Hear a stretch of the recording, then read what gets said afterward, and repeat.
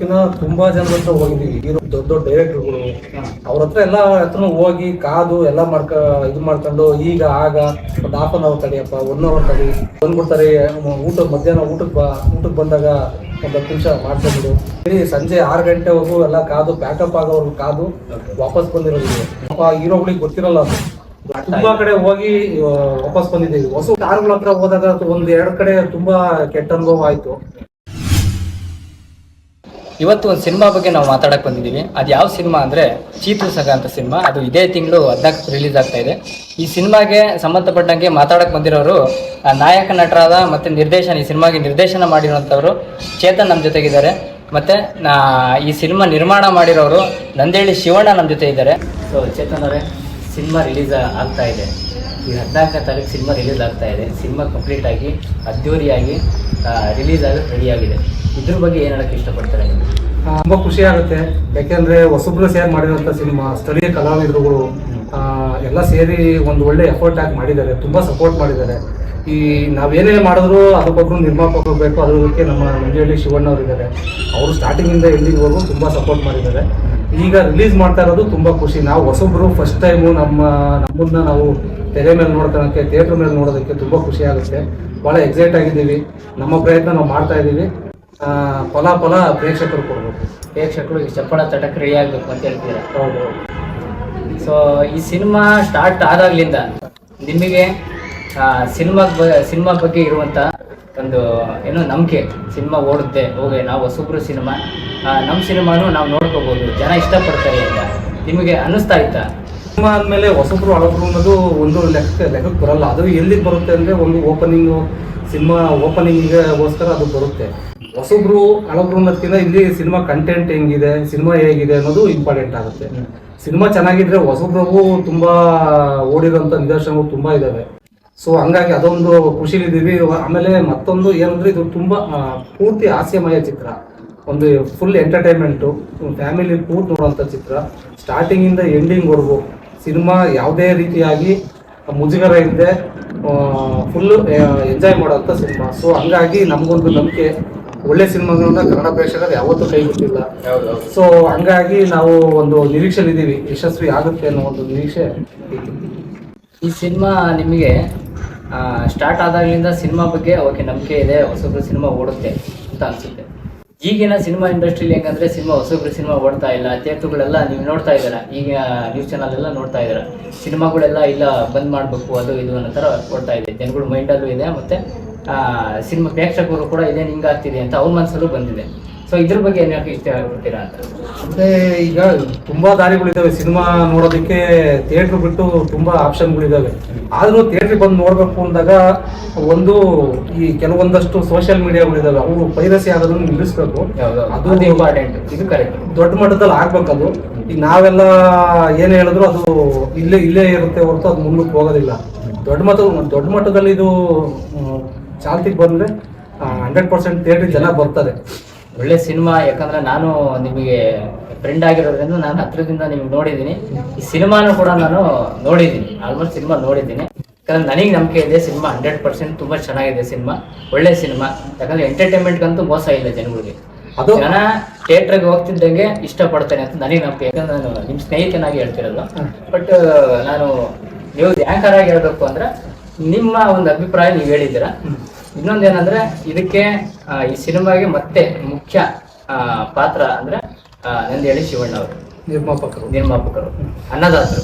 So ಈ ಸಿನಿಮಾಗೆ ದುಡ್ಡು ಹಾಕಿರೋ ಇವರು. ಹೌದು. ಸೊ ಇವರು ಒಂದೆರಡು ಮಾತಾಡೋದು ಹೆಂಗೆ ಅನ್ನಿಸ್ತಾ ಇದೆ ಸರ್? ಸಿನಿಮಾ ಇಲ್ಲಿವರೆಗೂ ಬಂದಿದೆ, ಸಿನಿಮಾ ರಿಲೀಸ್ಗೆ ರೆಡಿ ಇದೆ. ಸೊ ನೀವು ಹೇಳ್ಬೇಕೀಗ ಜನಗಳಿಗೆ, ನೀವು ನಂಬಿಕೆ ಕೊಡಬೇಕು, ಸಿನಿಮಾ ಏನಕ್ಕೆ ನೋಡ್ಬೇಕು ಅಂತೇಳಿ ನೀವು ನಂಬಿಕೆ ಕೊಡಬೇಕು. ನಮಗೆ ಖುಷಿಯಾಗಿದೆ. ನಮ್ಮ ಉದ್ದೇಶ ಈ ಕಡೆಗೆ ಪ್ರೇಕ್ಷಕರಿಗೂ ಒಳ್ಳೇದಾಗಬೇಕು, ಅವರಿಂದ ನಮಗೂ ಅನುಕೂಲ ಆಗಬೇಕು.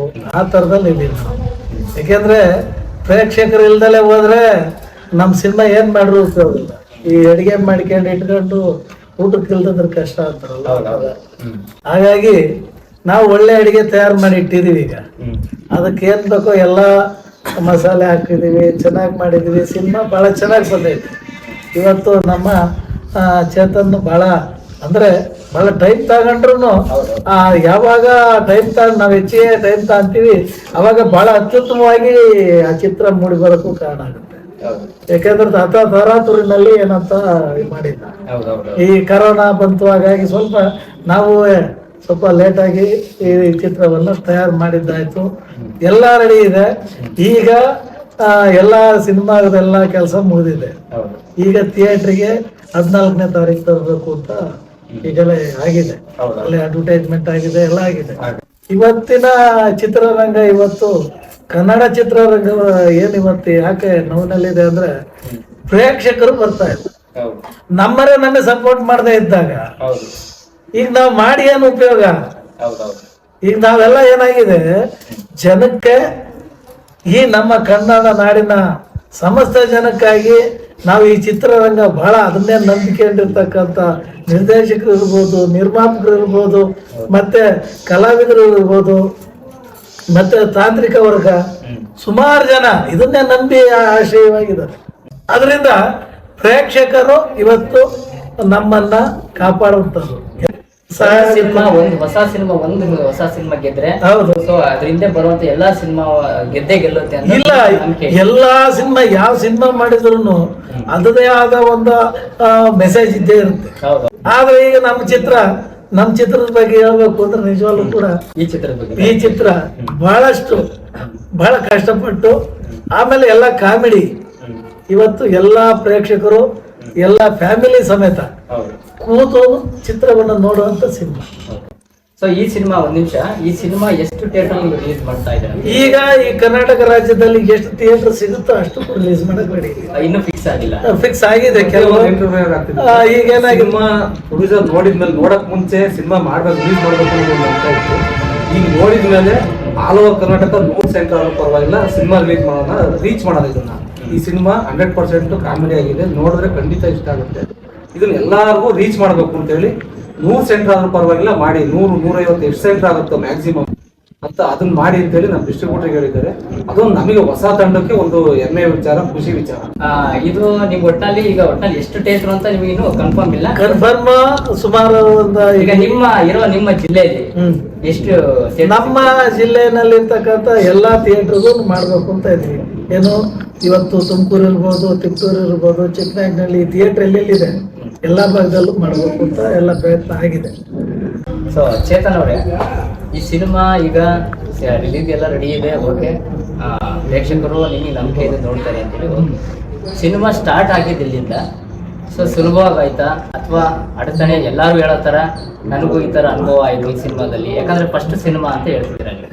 ಫಸ್ಟ್ ಸಿನಿಮಾ ನೀವು ನಿರ್ದೇಶನ ಮಾಡ್ತಿರೋದು, ಆಮೇಲೆ ನಟನೆ ಮಾಡ್ತಿರೋದು ಫಸ್ಟ್ ಸಿನಿಮಾ. ಸೊ ಇದ್ರ ಬಗ್ಗೆ ಏನಾದ್ರು ಇಷ್ಟಪಡ್ತೀರಾ? ಸಿನಿಮಾ ನಾವು ಆಕ್ಚುಲಿ ಶುರು ಮಾಡಿದ್ದು ಅಧ್ಯಕ್ಷ ಸಿನಿಮಾ ಬಂದ ಮೇಲೆ. ಅದೊಂದು ಆ ಸಿನಿಮಾದಲ್ಲಿ ಚೀತು ಸಂಘ, ಚಿಂತೆ ಎಲ್ಲರೂ ತುಂಡೇಕ್ಲು ಸಂಘ ಅನ್ನೋ ಒಂದು ಸಂಘ ತುಂಬಾ ಹಿಟ್ಟಾಯ್ತು. ಶರಣ್ ಅವ್ರದ್ದು, ಚಿಕ್ಕಣ್ಣ ಅವ್ರದ್ದು ಕಾಂಬಿನೇಷನ್. ಸೊ ನಮಗೂ ಅದು ನಾವು ನೋಡ್ಬೇಕಾದ್ರೆ ಏನು ಅನಿಸ್ತು, ಪರವಾಗಿಲ್ಲ, ಈ ಟೈಟ್ ಇಟ್ಟರೆ ನಾವೇನಾದ್ರು ಮಾಡ್ಬೇಕಲ್ಲ ಅಂತ ಆ ಥರ ಅಂದ್ಕೊಂಡ್ವಿ. ಅದನ್ನ ಅಂದ್ಕೊಂಡ್ಮೇಲೆ ಶುರು ಮಾಡಿದ್ವಿ, ನೋಡೋಣ ಅಂತೇಳಿ. ಸ್ವಲ್ಪ ದಿವಸ ಆದ್ಮೇಲೆ ಸಬ್ಜೆಕ್ಟ್ ಬಗ್ಗೆ ಶುರು ಮಾಡ್ತಾ ಹೋದ್ವಿ. ಆ ಟೈಟಲ್ ಇಟ್ಕೊಂಡು ಏನಾರ ಮಾಡ್ಬೇಕಲ್ಲ ಅಂತೇಳಿ. ಚೆನ್ನಾಗಿದೆ, ಕ್ಯಾಚಿ ಇದೆ, ಎಲ್ಲರ ಬಾಯಲ್ಲೂ ಗೊತ್ತಾಯ್ತು.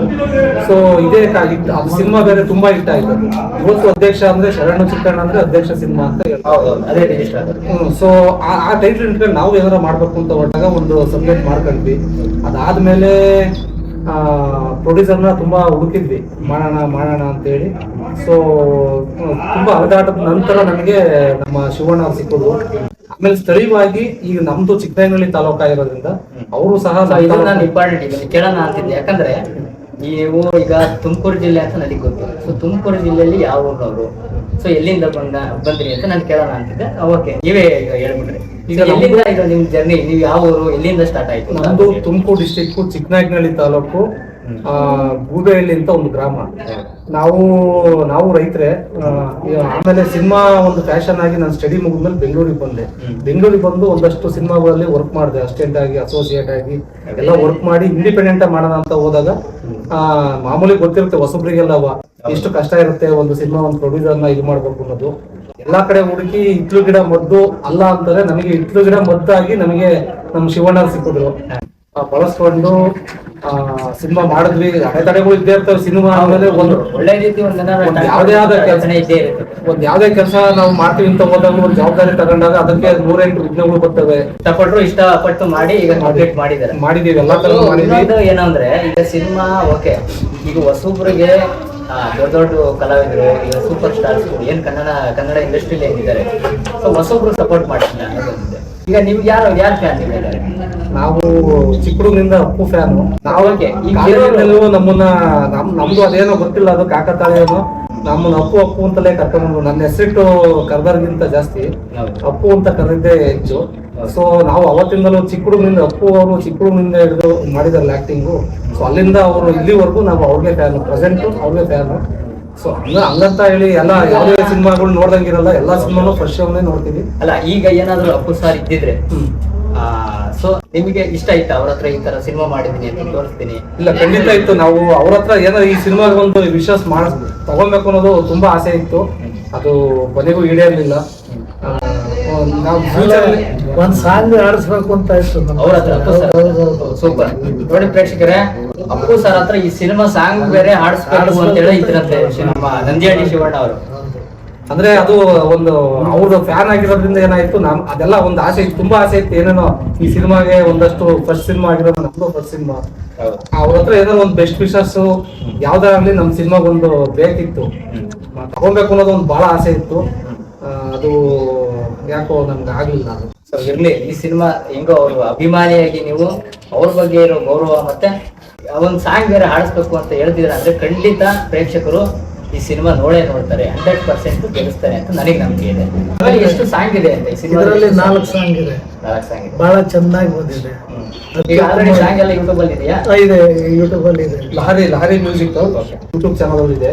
ಸಾಂಗ್ ಕೇಳಿದ್ರೆ ಯಾರು ಇಲ್ಲಿವರೆಗೂ ಮೈನಸ್ ಆಗಿ ಒಂದೇ ಒಂದು ಪಾಯಿಂಟ್ ಹೇಳಿಲ್ಲ. ಅದೊಂದು ನನ್ಗೊಂದು ಪ್ಲಸ್ ಪಾಯಿಂಟ್. ಲಿರಿಕ್ಸ್ ಆಗ್ಲಿ, ಮ್ಯೂಸಿಕ್ ಆಗ್ಲಿ, ಟ್ಯೂನ್ ಆಗ್ಲಿ ಪ್ರತಿಯೊಂದು ಅದ್ಭುತವಾಗಿದ್ದಾವೆ. ಅದು ನಮ್ಮ music director A T Ravish ಅವರಿಗೆ ಸಲ್ಬೇಕು. ಅದೇನಾಗಿದೆ, ಬಂಬಳಿ ಇಲ್ಲ ನಮ್ದು, ಸೈಲೆಂಟ್ ಆಗಿ ಸಮಾಧಾನವಾಗಿ ಕೇಳ್ಬೇಕು, ಆ ತರ ಇದೆ.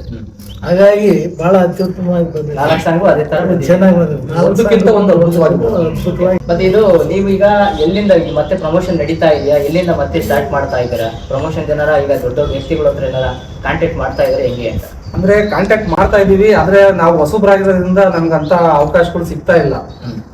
ಏನಾಗುತ್ತೆ, ಎಲ್ಲೋ ಈಗ ಮಾತಾಡಿರ್ತೀವಿ ಇಂಥವ್ರ ಹತ್ರ ಹೋಗೋಣ ಅಂತೇಳಿ, ಆ ತರದವ್ರು ಒಂದ್ ಸ್ವಲ್ಪ ನಮ್ಗೆ ಬೂಸ್ಟ್ ಅಪ್ ಮಾಡಿದ್ರೆ ಒಂದು ಸಿನಿಮಾಗ ಒಂದು ಹೈಪ್ ಕ್ರಿಯೇಟ್ ಆಗುತ್ತೆ.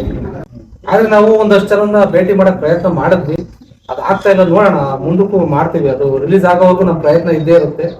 ಅದ್ರ ಮೇಲೆ ಭಗವಂತ ನಿಚ್ಚೆ ಪ್ರೇಕ್ಷಕರು ಏನೇ ನೋಡ್ತಾ ಇದಾರೆ 100% ಸಿನಿಮಾ ನೋಡ್ತಾರೆ. ಅವ್ರು ಏನಿದಾರೋ ನೋಡಿ ನಿಮ್ಮನ್ನ ಬೆಳೆಸ್ತೇನೆ ಅಂತ ನನಗೆ ನಂಬಿಕೆ ಇದೆ. ಸೊ ಆಲ್ಮೋಸ್ಟ್ ಎಲ್ಲ ಕರ್ನಾಟಕದಲ್ಲೂ ಸಿನಿಮಾ ಓಡುತ್ತೆ ಅಂತ ನನಗೂ ನಂಬಿಕೆ. ಯಾಕಂದ್ರೆ ನೀವು ಸಾಂಗು ಇಷ್ಟು ಹೊಸೊಬ್ರು ಸಿನಿಮಾ ಇಷ್ಟು ಕಷ್ಟಪಟ್ಟು ಹಿಂಗೆಲ್ಲ ಮಾಡಿದಾರ, ಅಪ್ಪು ಅಭಿಮಾನಿ ಬೇರೆ ಅಂತ ಹೇಳ್ತಿದ್ದಾರೆ. ಸೊ 100% ಜನ ನೋಡ್ತಾರೆ ಅಂತ ನನಗೆ ನಂಬಿಕೆ. ನಮಗೂ ಬಹಳ ಸಂತೋಷ ಆಯ್ತು. ಯಾಕಂತ ಹೇಳಿದ್ರೆ ಚಾನಲ್ನವರು ಹೌದು, ನಮ್ಮ ಒಂದು ಚಿತ್ರಕ್ಕೆ ಒಂದು ಇಂಟರ್ವ್ಯೂ ಮಾಡಿ ನಮ್ಮ ಬಗ್ಗೆ ಕೇಳಿ, ಕಷ್ಟ ಸುಖ ಕೇಳಿ, ಏನಾಗ್ಬೋದು, ಮುಂದೆ ಏನಾಗ್ಬೇಕು, ನಮ್ಮಿಂದ ಏನ್ ಬೇಕು ಅನ್ನೋದನ್ನು ಕೇಳೋದು ಬಹಳ ಸಂತೋಷ. ಯಾಕೆಂತ ಹೇಳಿದ್ರೆ ಈ ಒಂದು ಚಾನೆಲ್ನವರು ಇಲ್ಲಿ ಬಂದು ನಮ್ಮನ್ನ, ನಮ್ಮ ಚಿತ್ರದ ತಂಡದ ಬಗ್ಗೆ, ನಮ್ಮ ಬಗ್ಗೆ, ಮತ್ತೆ ಮುಂದೆ ನಮ್ಮ ಸಹಕಾರ ಇದೆ ಅನ್ನೋದನ್ನ ಹೇಳೋದಕ್ಕೆ ನಿಮ್ಮ 100% ನಮ್ಮ ಕೆಲಸ ನಾವು ಮಾಡ್ತೀವಿ.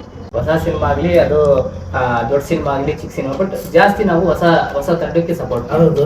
ಈಗಿರಂತ ಗೌರವ ಅಲ್ಲ, ಯಾರು ಹೊಟ್ಟೆ ಹಸ್ತೈತೆ ಅವ್ರಿಗಿಟ್ರೆ ನಾವು ಈಗೇನೋ ನಾನು ಕೂಡ ನೋಡಿ.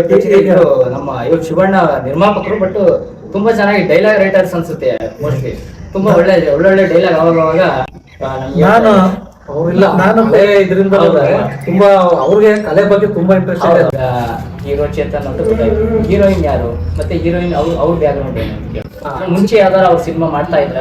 ಇದೇ ಅವ್ರದ್ದು ಮೊದಲನೇ ಸಿನಿಮಾನ? ಅಂದ್ರೆ ಒಂದ್ ಸಿನಿಮಾ ಮಾಡಿದ್ದಾರೆ, ಅದು ರಿಲೀಸ್ ಆಗಿದೆ. ಅದು ಇದು ನಮ್ದು 2ನೇ ಸಿನಿಮಾ ಅವ್ರಿಗೆ, ರೂಪ ಅಂತ ಹೇಳಿ, ಬೆಂಗಳೂರಿಗೆ.